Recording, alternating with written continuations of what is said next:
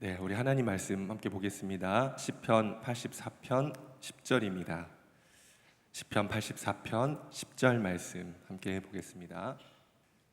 우리 같이 한 목소리로 합독해서 함께 읽겠습니다. 함께 읽습니다. 시작. 주의 궁전에서의 한 날이 다른 곳에서의 첫날보다 나은즉 네, 하나님의 성전 문지기로 있는 것이 좋사오니. 아멘. 저는 지난 한 주간 휴가를 다녀왔습니다. 여름 단기 선교를 마치고 또 8월에 한 달간 집회 다 마무리하고 좀 여유롭게 다녀오고 싶어서 9월 말로 휴가를 잡았습니다. 마치 이제 목사님 선교 중에 부재중이긴 했지만 주일 설교 그리고 금요 예배 설교에 순서가 아니더라고요, 제가. 그래서 아주 여유롭고 편안한 마음에 휴가를 잡았습니다. 그런데요, 제 안에 작은 해프닝이 개인적으로 있었습니다. 3주 전에 토요일 점심때였습니다. 어디 갔다가 운전하며 교회로 들어오는데 카톡이 울리는 겁니다. 단톡방에 올라온 담임 목사님의 문자였습니다. 요르단 선교 중 설교 순서 하는 첫 문장이 딱 보이는데 분위기가 이상하고 뭔가 쏴해서 열어보고 싶지 않은 그런 느낌이 들었습니다. 그래도 어떻게 합니까? 열어야죠. 그래서 설마 하고 카톡을 열었는데 9월 28일 주일에 제 설교가 제 이름이 적혀 있는 겁니다. 휴가를 다녀와서 바로 설교를 해야 되는 일정이 돼버린 거죠. 마음에 하나님 너무하신 거 아니에요? 휴가가 아니잖아요. 쉬지를 못하겠는데요 하고 혼자 넋두리를 하며 교회를 들어왔었습니다. 그날 오후에 한 성도의 가정에 신방을 갔습니다. 예배를 드리기 전에 성도님과 함께 교제를 하는데 성도님께서 어떤 나눔을 하셨어요. 그런데 그 나눔을 듣는 순간 이것이 주일 말씀이다 라는 마음의 감동이 왔습니다. 주님께서 설교를 정해주시고 바로 설교를 주시는 거예요. 우리 하나님이 참 친절하신 분이죠. 네. 성도님이 하신 나눔의 내용은 이렇습니다. 지난 명절 연휴에 설 명절 연휴에 우연히 성도님과 함께 휴게소에서 마주친 적이 있습니다. 저는 논산에서 어머니 집에서 용인으로 올라오는 길이었고 우리 성도님은 광주에서 용인으로 올라오시는 길이었어요. 정말 늦은 시간이었고 휴게소에 사람도 별로 없었습니다. 그렇게 휴게소에 들어가는데 목사님 하고 소리가 들리는 거예요. 고개를 들었더니 우리 성도님이 계신 거예요. 성도님은 편의점에서 간식거리 사갖고 나오시고 저는 간식을 사기 위해 편의점에 들어가다가 딱 마주친 겁니다. 서로 눈이 휘둥그레져가지고 순간 얼음이 돼버렸죠. 그리고 반갑기는 했지만 서로 초췌하고 피곤한 모습 있기 때문에 너무 부끄러워서 그냥 인사만 하고 그렇게 헤어졌습니다. 그리고 성도님은 성도님 차량으로 저는 편의점으로 이렇게 들어갔죠. 신방 중에 성도님이 그 얘기를 꺼내시는 겁니다. 그러더니 그때 저의 뒷모습을 보면서 부러운 마음이 들었다는 겁니다. 무엇이 부러웠을까요? 키가 커서요? 아닐 겁니다. 이런 말이었던 것 같습니다. 얼핏 생각나는 것은 목사님은 교회가 집이니까 지금 교회로 가시는 거잖아요. 저도 교회에서 살고 싶어요. 교회에 너무 가까이 있고 싶어요. 그런 얘기를 하시더라고요. 그 이야기를 듣는 중에 두 가지 감정이 들었습니다.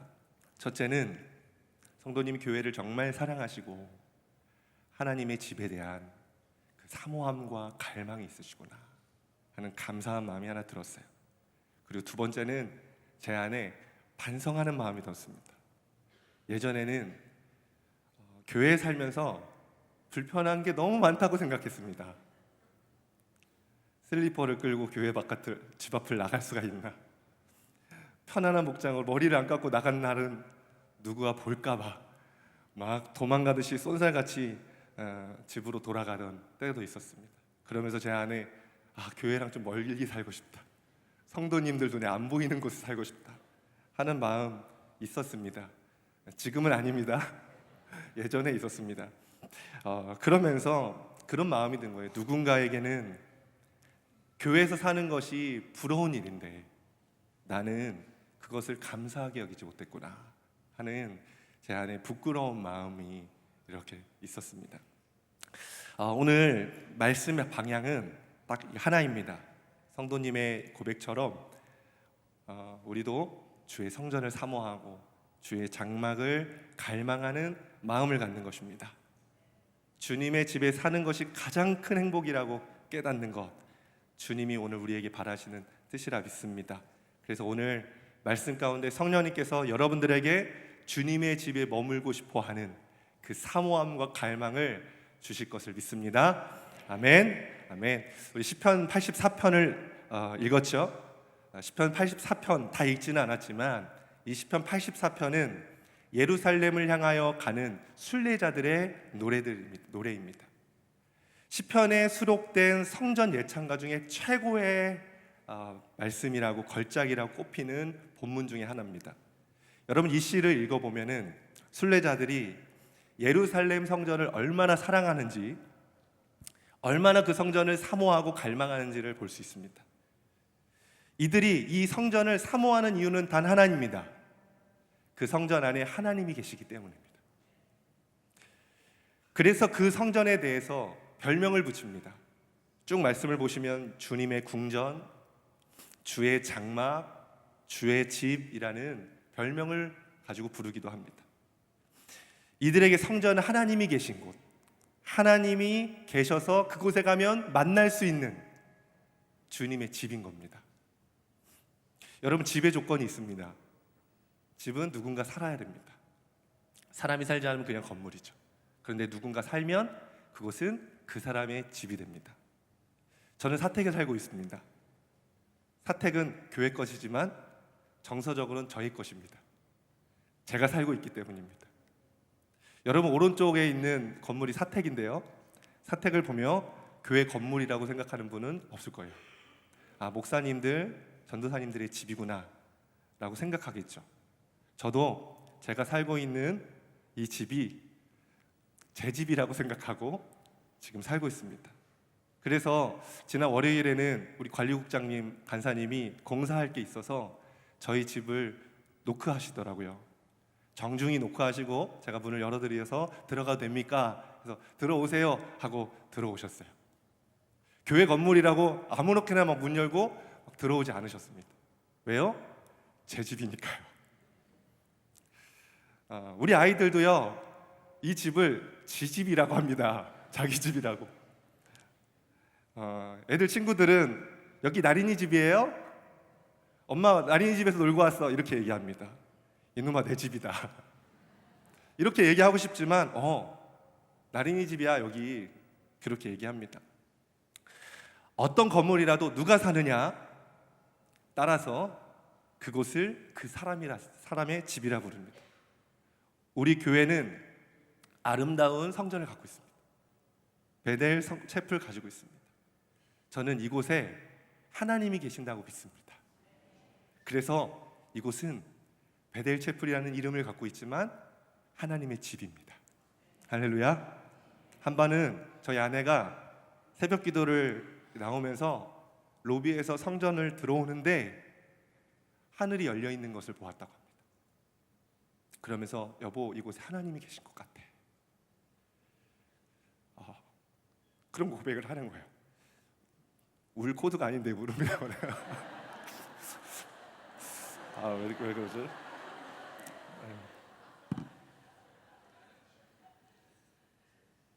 사실 설교 준비하면서 많이 울었어요. 하나님이 제 안에 회복시키시는 게 있어서. 그래서 우리 여러분에게도 그것이 있었으면 좋겠어요. 그래서 이 베델 채플은 하나님의 집입니다. 하나님이 계시기 때문에. 또 이곳은 우리 집입니다.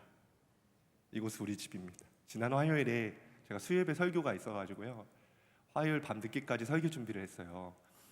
근데 밤 12시 거의 다 됐을 때 베델 체프를 이렇게 올라왔습니다. 근데 평소에는 기도하시는 분들이 한두 명은 계시거든요, 그 시간도. 근데 그날은 아무도 안 계신 거예요. 근데 제가 베델 체프 안에 딱 들어왔는데 제 안에 느껴지는 감정이 와, 내 집이다. 와, 내 집이다. 이런 마음이 들어요. 세상에 제 집은 한 평도 없어요.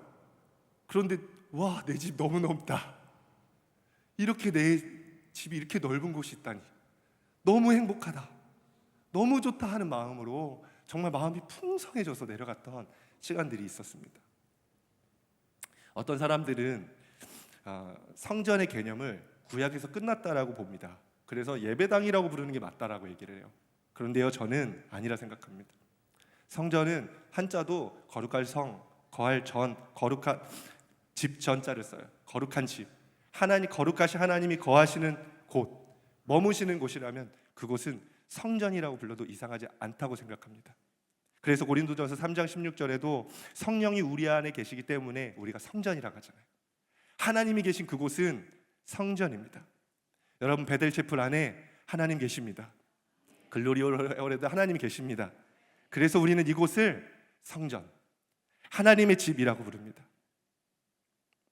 그리고 우리 하나님이 아버지잖아요. 우리 아버지 집이기 때문에 이곳은 나의 집입니다. 여러분의 집입니다. 할렐루야, 아멘. 여러분, 이 하나님의 집, 주의 집을 사모하고 있습니까? 아버지 만나는 곳, 하나님을 만나는 나의 집, 이 집에서 여러분 살고 있습니까? 지금 시편 기자는 주님의 집을 사모했습니다. 짝사랑하는 여인을 흠모하며 그 여인을 갖고 싶은 것처럼 하나님의 그 집을 너무 흠모하며 그것을 나의 소유로 갖고 싶어 했습니다. 그래서 오늘 말씀합니다. 84편 1절 2절 말씀 세 번역인데요, 함께 읽겠습니다. 시작. 만군의 주님,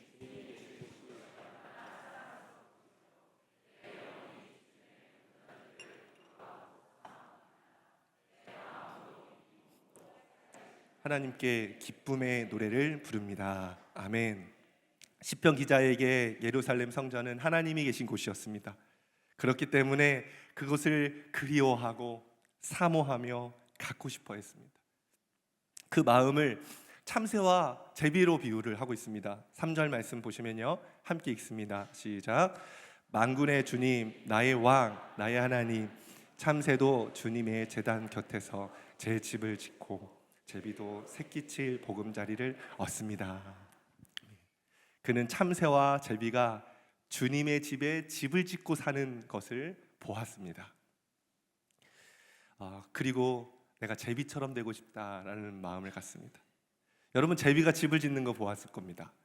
봄이 되면 한 3월 말에 4월 초가 되면 동남아에서 제비가 날아오죠. 그래서 집의 처마에 제비가 이렇게 흙집을 짓습니다. 거기에 알을 낳고 새끼를 키우고 떠나죠. 제비집 보셨습니까? 얼마나 작습니까? 얼마나 볼품이 없습니까? 그런데 지금 시편 기자는 제비집이 부러운 겁니다. 저를 보며 부러워했던 우리 성도님처럼 시편 기자는 저 성전에서 작지만 그곳에 머물고 있는 그 제비처럼 되고 싶다라는 고백을 하는 것입니다. 자, 4절 말씀 함께 읽겠습니다. 시작. 주님의 집에 사는 사람들은 복됩니다. 그들은 영원토록 주님을 찬양합니다. 주님의 집에 사는 사람들은 복됩니다. 여러분, 그렇게 믿으십니까? 세상에서 얻는 많은 행복들이 있지만 주님의 집에서 얻는 만족과 행복은 비교할 수 없습니다. 그래서 주님의 집에 사는 사람들은 복이 있습니다. 주님의 집에 살며 주님을 만나는 것, 이것이 시편 기자의 유일한 소원이었고 그것이 저희의 소원이 되었으면 좋겠습니다. 자, 5절 말씀 함께 읽겠습니다. 시작. 주께 힘을 얻고 그 마음에 시온의 대로가 있는 자는 복이 있나이다. 주님의 집에 사는 사람은 시온의 대로가 있는 자라고 얘기를 하고 있습니다. 주님께로 향하는 마음의 고속도로가 있는 것입니다. 이 사람은 언제든지 주님을 만납니다. 주님을 만나는 것이 어렵지 않습니다. 애쓰고 힘들이지 않아도 막 노력해도 않아도 곧장 주님께 갈 수 있고 곧장 주님을 만나게 됩니다. 여러분, 많은 사람들이 세상에 살다가 주일에만 교회 옵니다. 이들의 마음에는 시온의 대로가 있는 것이 아니라 시온의 돌짝밭, 시온의 가시밭이 있습니다. 막 고불고불하고 막 가시가 많고 막 돌짝들이 많아서 곧장 갈 수가 없는 거예요.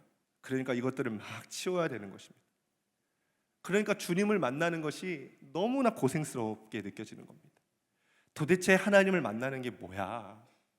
이해를 못하는 것입니다. 그러나 여러분, 시온의 대로가 이미 나 있는 사람들은 주님을 만나는 것이 너무도 쉽습니다. 치우고 피해야 될 것들이 없는 거예요. 곧장 주님께로 나와서 주님을 만나는 것입니다. 이것이 주님의 집에 사는 사람들이 받는 복이라는 것입니다. 여러분, 이 복을 받으시길 축복합니다. 제가 어렸을 때부터 주님의 집에서 살았습니다. 저는 모태신앙이고요. 저희 어머니는 정말 주님의 집에 살면서 마음에 시온의 대로가 있는 그런 분이셨습니다. 덕분에 제가 어머니를 따라서 저는 늘 교회에 머물렀습니다. 교회 모든 예배 시간에는 어머니가 계셨고 그 어머니의 그 옆자리는 항상 제 자리였습니다. 종종 생각나는 장면들이 있어요. 어머니께서 기도원에 자주 가셨는데요. 제가 어머니를 따라가서 기도원에서 예배를 드렸던 기억들. 근데 기도원 집회는 교회 예배보다 훨씬 길잖아요. 그러니까 설교를 듣다가 중간에 잠이 들면 어머니가 자신의 다리를 베개 삼아 저를 눕혀주셨던 기억들. 기도의 시간이 되면 나도 기도해야지 하고 무릎을 꿇고 막 열심히 기도하다가 저도 모르는 사이에 잠이 들어버려요.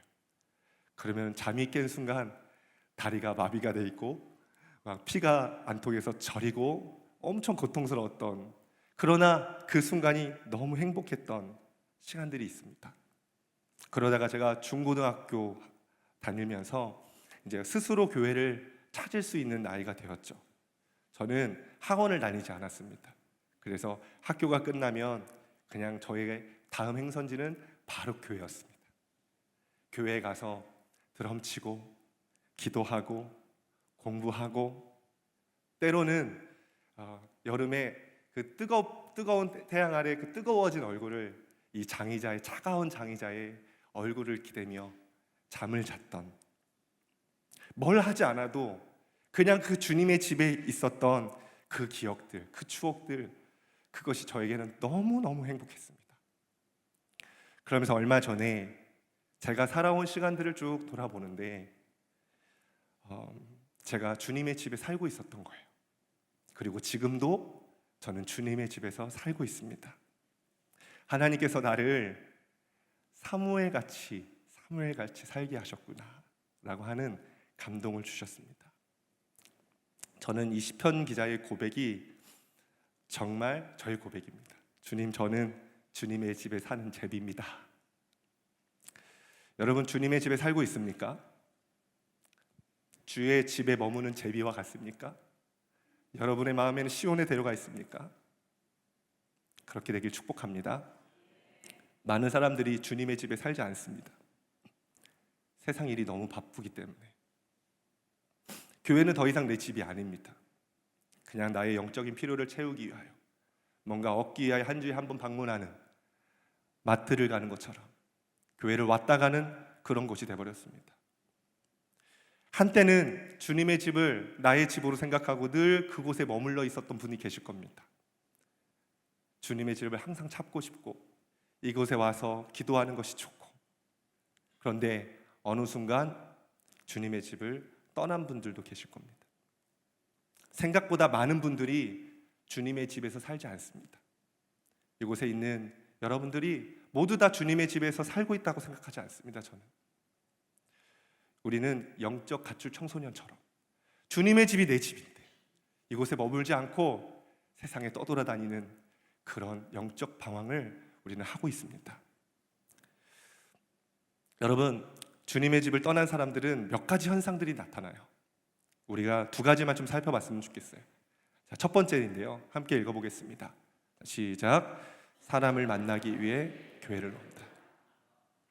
주님의 집을 떠난 사람들은 주의 집을 와도 사람을 만나기 위해서 옵니다. 어떤 목사님이 마음에 맞는 교우들과 교회를 개척했습니다. 아름다운 교회를 만들기 위해서 열심히 목회를 했고 교우들과 힘을 합쳐 예배처도 하나 분양받았습니다. 교인들 안에는 별로 갈등도 없었고 즐겁게 교회를 섬겼습니다. 주일이면 온 교인들이 교회에 머물렀습니다. 오전에는 같이 예배를 드리고 오후에는 체육복을 갈아입고 테니스, 볼링, 배드민턴, 배구 이런 운동들을 같이 하며 저녁에는 같이 식사를 하고 헤어지기 싫어서 서로 아쉬움에 헤어지는 그런 가족 같은 교회였습니다. 목사님은 자부했습니다. 자신의 교회가 하나님이 꿈꾸시는 정말 건강한 교회라는 자부심을 가졌었습니다. 그런데 어느 날 이 목사님이 진정으로 성령을 받고 마음의 변화가 일어나는 어떤 사건이 있었습니다. 소위 성령의 불을 받은 것입니다. 목사님은 자신이 목회를 잘하고 있었다고 생각했는데 하나님의 음성이 들리길 책망하는 음성이 들리는 것입니다. 하나님의 기준에는 자신의 교회가 하나님이 원하시는 그런 교회가 아니었습니다. 그때부터 목사님은 목회의 방향을 바꾸고 메시지도 바꾸고 목회를 목회답게 해나가기 시작했습니다. 그러면서 이상한 일이 벌어지기 시작한 거예요.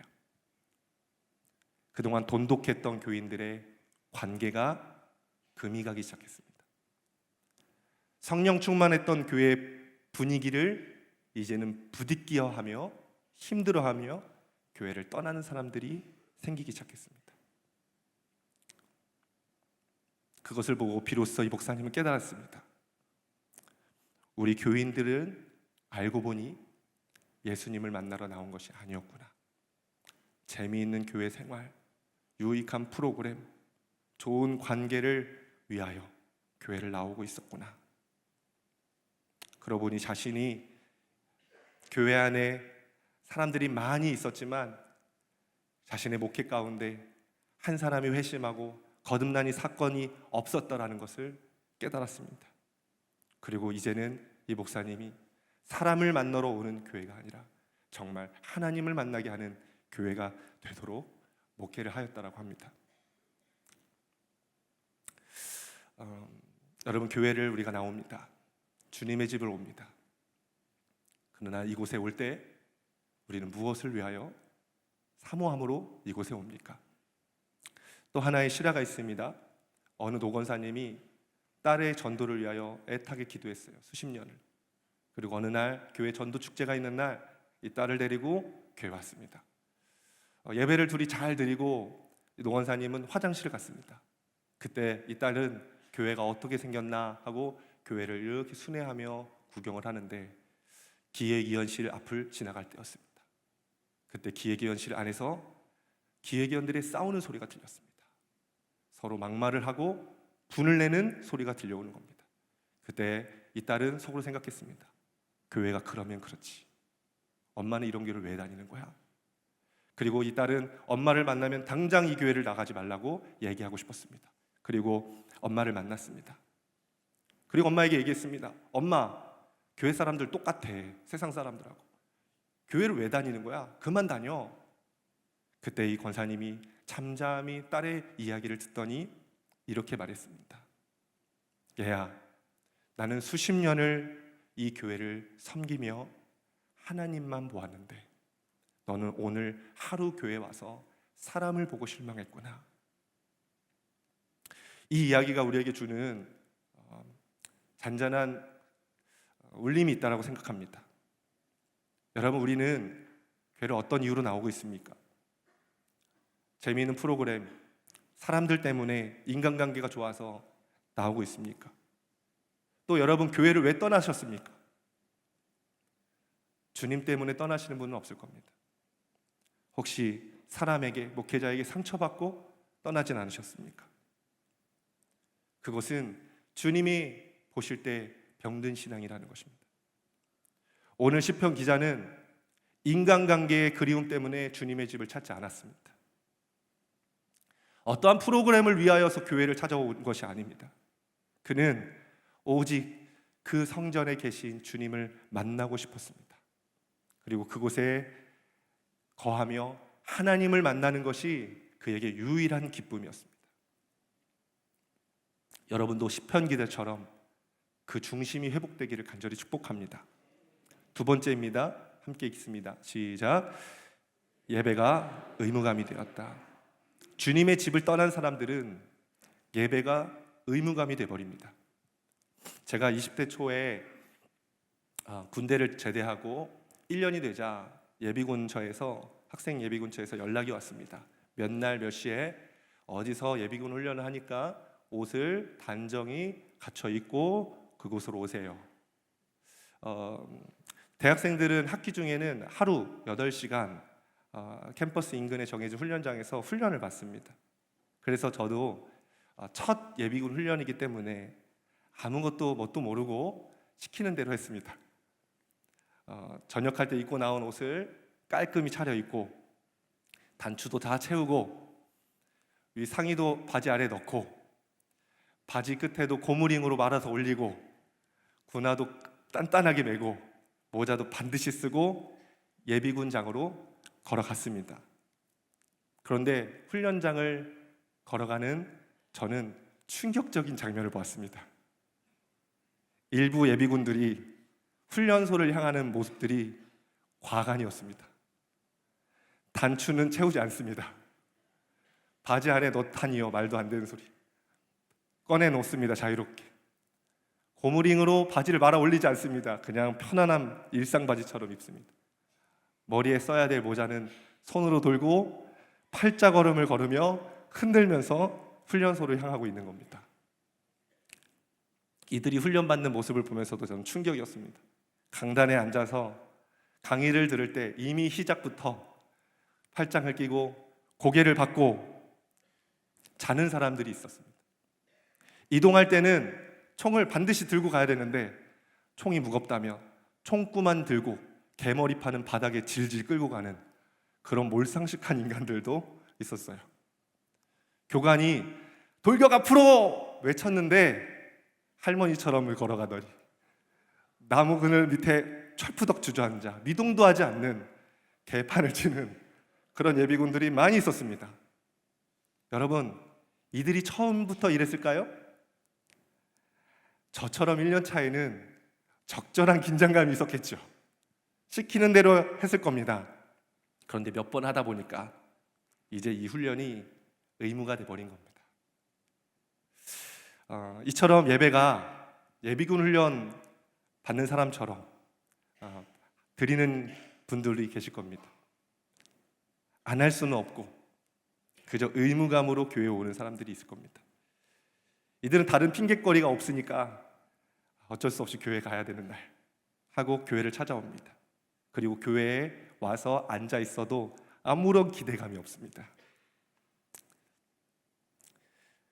그래서 교회에 오면서 가족들하고 싸우기도 하죠.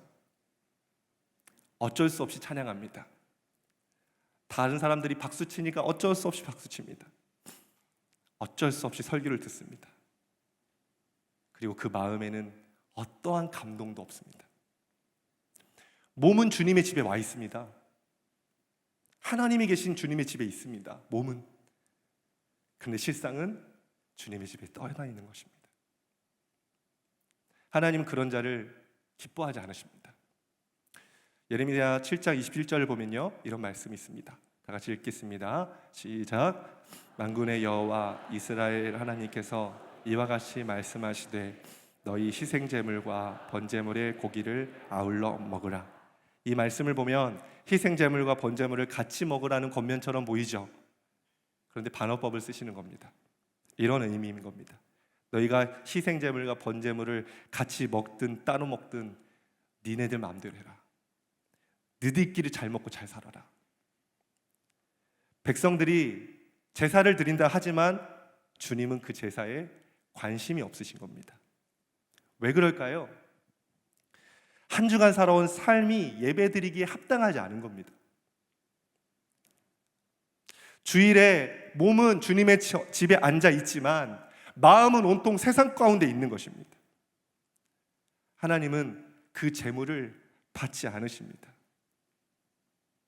여러분, 예배를 드려도 예배를 드릴 때 내 삶에 대한 돌아봄, 그리고 간절한 회개가 있어야 합니다.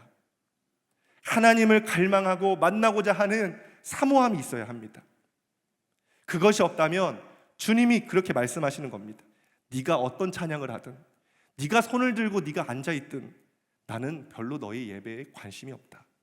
네 맘대로 해라. 예배 시간에 주무시는 분들이 있습니다.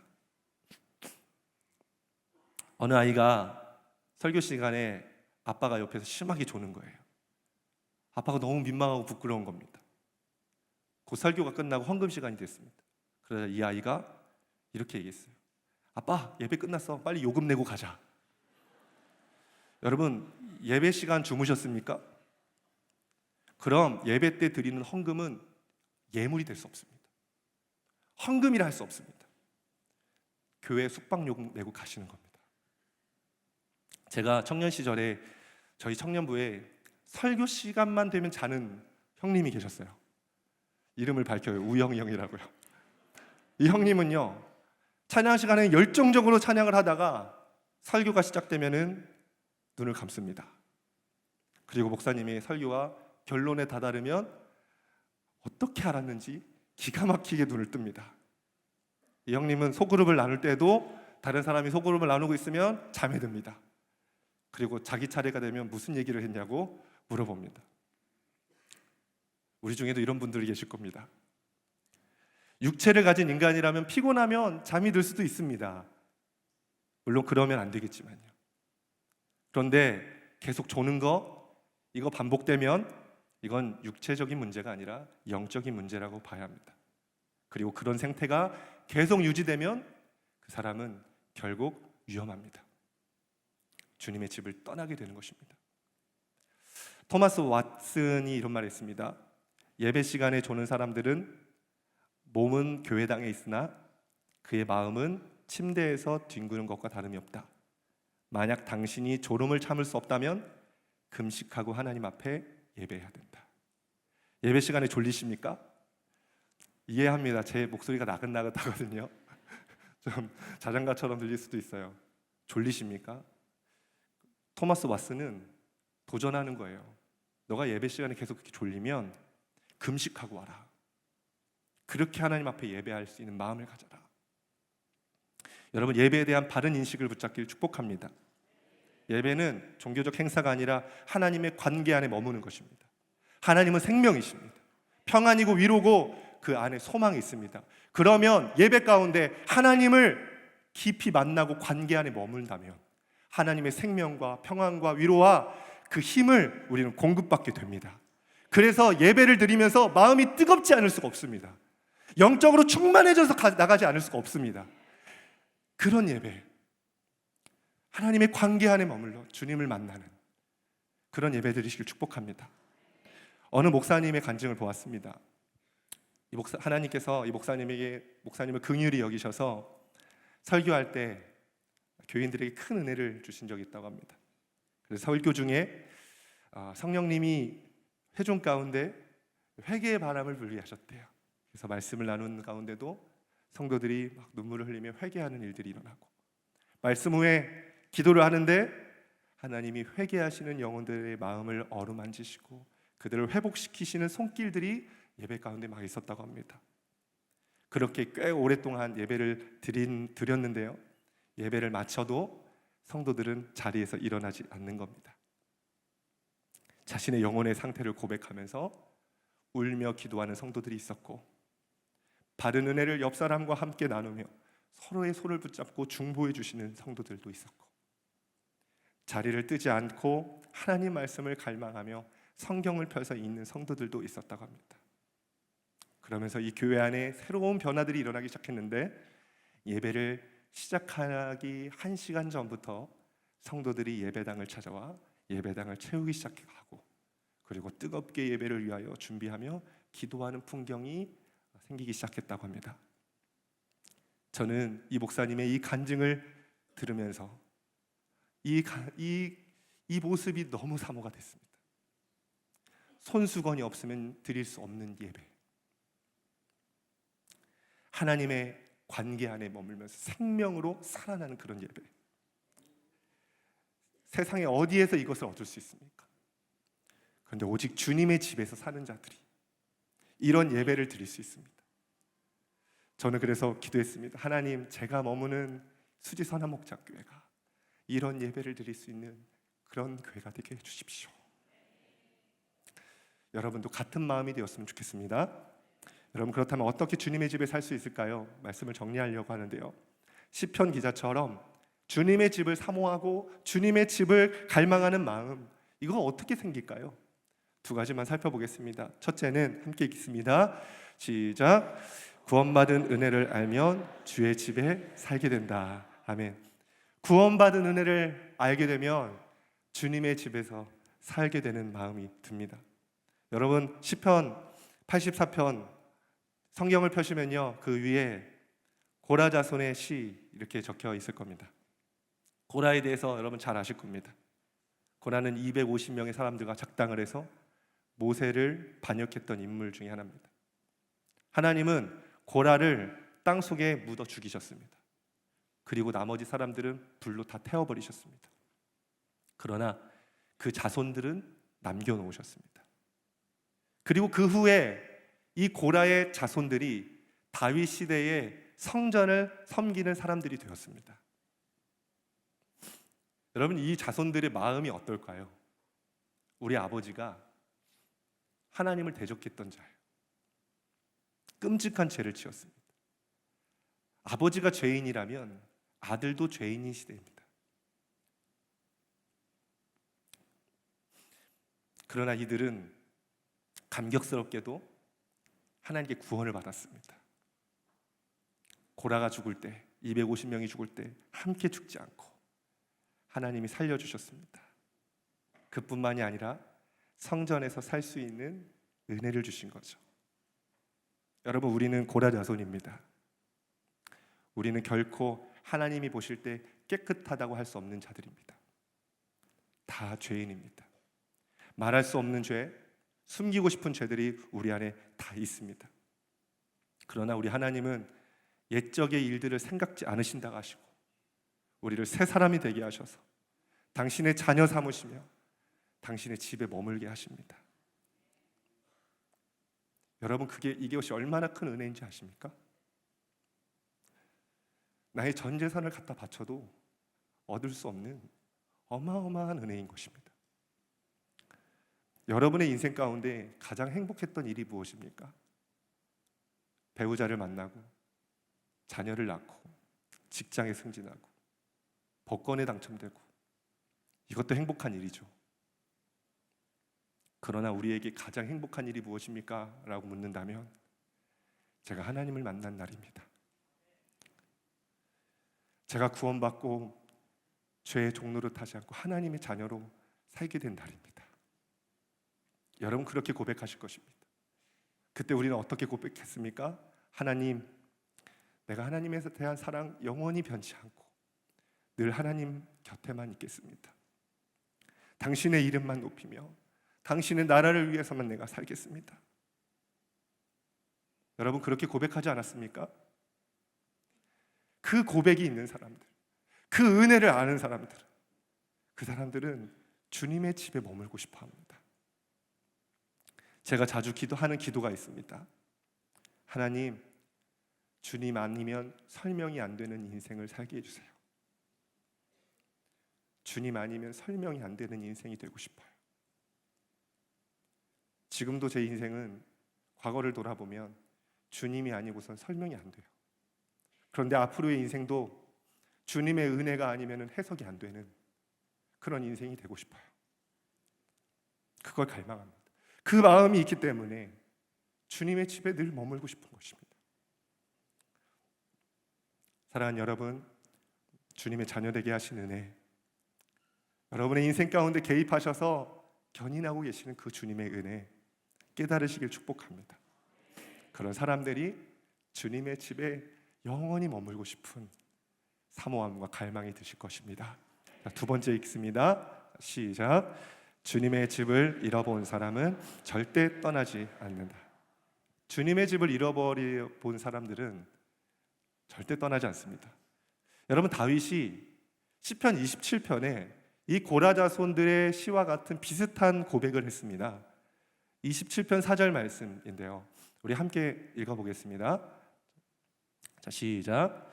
내가 여호와께 바라는 한 가지 일, 그것을 구하리니 곧 내가 내 평생에 여호와의 집에 살면서 여호와의 아름다움을 바라보며 그의 성전에서 사모하는 그것이라. 대단한 고상한 표현 같지만 사실 다윗이 하나님께 투정하는 기도입니다. 지금 다윗의 상황은 예배할 수 있는 장막을 잃어버렸습니다. 왜냐하면 사울에게 쫓기고 있기 때문입니다. 기름 부음은 받았지만 예배하고 하나님을 만나는 장막을 잃어버리고 떠나 있습니다. 이것이 다윗에게는 가장 큰 고통인 겁니다. 그러니까 다윗이 하나님께 말하는 겁니다. 하나님, 제가 언제 왕이 되길 구했습니까? 언제 명예를 달라고 했고 언제 부유해지기를 구했습니까? 하나님, 저의 소원은 오직 한 가지, 하나님의 아름다우심을 보며 사는 것뿐입니다. 멀리 떠나간 사람을 그리워하며 보고 싶어하는 마음으로 그 사람을 찾는 것처럼 다윗은 그렇게 하나님의 전을 바라보며 울고 있었습니다. 다윗처럼 주님의 집을 그리워하며 울어본 적이 있습니까? 목청 찢어지라 찬양하고 기도하고 싶은데 그럴 수 없어서 울어본 적이 있으십니까? 제가 초등학교 때 저희 가정이 교회에서 어려움이 생겨서 교회를 떠난 적이 있습니다. 한 6개월 정도요. 그때 예배처가 없이 한동안 돌아다녔던 적이 있습니다. 그때 제 마음은 상실감이 너무나 컸습니다. 그리고 주일만 오면 주님의 집을 그리워하며 매일 울었습니다. 그때 저는 깨달았습니다. 나에게 주님의 집이 있는, 내 집이 있는 것이 얼마나 큰 축복인지. 그리고 그때 하나님, 나는 영원히 하나님 집에 거하고 싶어요. 그렇게 고백했었습니다. 지난주 제가 여행을 갔습니다. 좋은 곳에 가서 바다도 보고 좋은 집에서도 자고 맛있는 것도 먹으면서 그렇게 휴식을 가졌습니다. 그런데 아쉬운 것은 마음껏 찬양할 수 있는 곳이 없고 마음껏 소리쳐 기도할 수 있는 곳이 없는 거예요. 내 영혼이 잠잠히 주님을 바라보며 묵상할 수, 머물 수 있는 그런 곳이 없는 거예요. 돌아온 주일이 주일인데, 설교가 있는데 그러지 못하니까 더 마음이 간절한 겁니다. 그때 마지막 날 아침에 식사를 하는데 주님께서 세미한 음성으로 저에게 말씀하셨습니다. 우진아, 여행 오니까 좋지? 이렇게 좋은 집에서 맛있는 거 먹으면서 편안하게 평생 살고 싶지? 하나님께서 짓궂은 질문을 하시는 거예요. 근데 저는 한시도 망설임 없이 하나님께 말했습니다. 아니요 주님, 저는 수지선화 목자교회가 더 좋아요. 세상에 어떠한 음식이 있고 어떠한 좋은 곳에서 살고 다 가진다 해도 나는 주님의 집을 잃어버리면 아무 소용이 없어요. 나는 수지선화 목자교회 사는 게 제일 좋아요. 고라 자손의 고백이 제 안에 진짜 실제가 되는 순간이었습니다. 여러분, 말씀 함께 있습니다. 함께 읽어보겠습니다. 시작. 주님의 집 뜰 안에서 지내는 하다가 다른 곳에서 지내는 전날보다 낫기.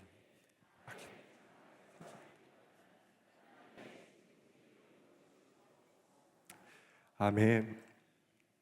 세상의 어떤 것보다, 어떤 좋은 것보다 우리는 주님의 집이 제일 좋습니다. 그곳에서 진정한 만족을 얻고 그곳에 있는 것이 가장 인생의 큰 행복입니다. 여러분, 주님의 집이 세상에서 가장 좋은 곳이니 이곳에 머무십시오. 혹시 떠나신 분 계십니까? 혹시 육체가 떠나 있거나 몸은 주님의 집에 있는데 마음은 세상에 있거나, 그렇다면 다시 돌아오십시오. 주님의 집에서 사는 것이 우리에게 가장 좋습니다. 우리 함께 찬양합시다. 소원이라는 찬양, 이 시편 84편 그리고 27편 말씀을 가지고 만든 찬양입니다. 이 찬양 함께 하면서 결단하며 기도했으면 좋겠습니다.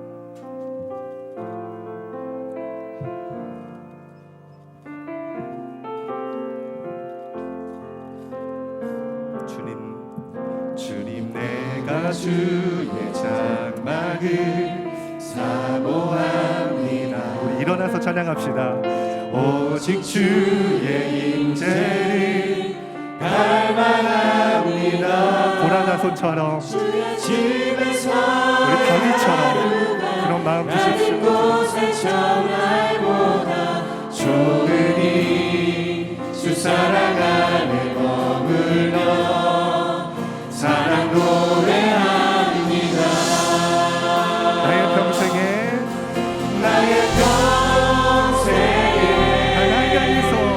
한 가지 소원, 주의 아름다우신 보며 사랑 노래하는 것, 나의 왕 되신 주님의 얼굴 구하며 주 사랑 안에 머물러 사랑 노래합니다.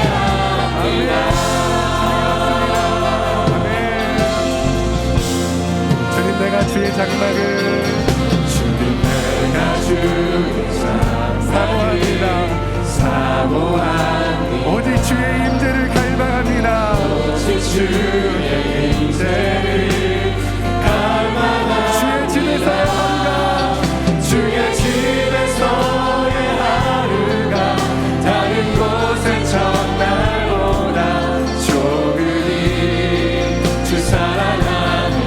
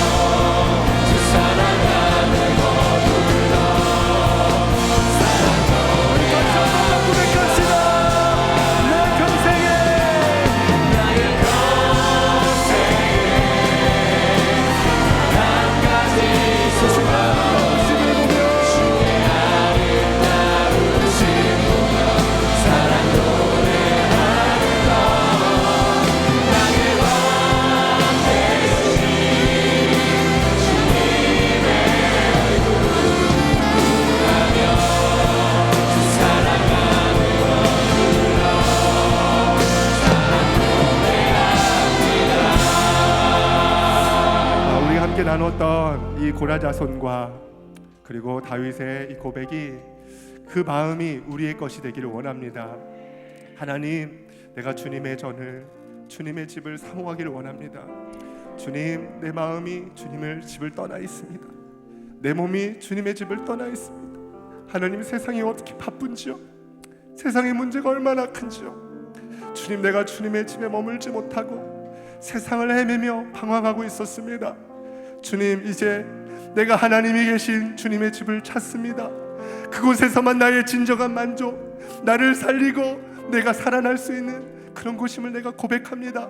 주님, 다시 회복시켜 주시옵소서. 우리 주님 한번 부르고 우리 합심해서 함께 기도하며 나가겠습니다. 주여,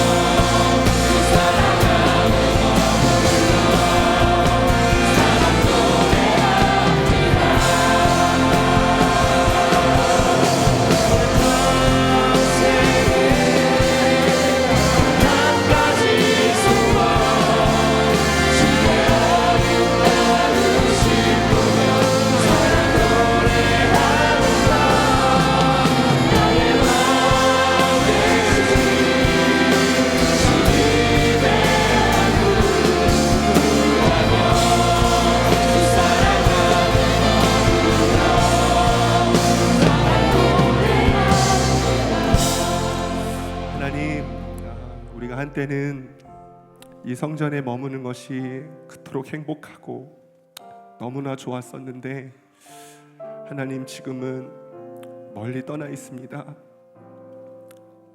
예배 오는 것이 발걸음이 무겁고 의무감에 형식적인 마음으로 그렇게 주님의 전을 찾을 때가 많습니다.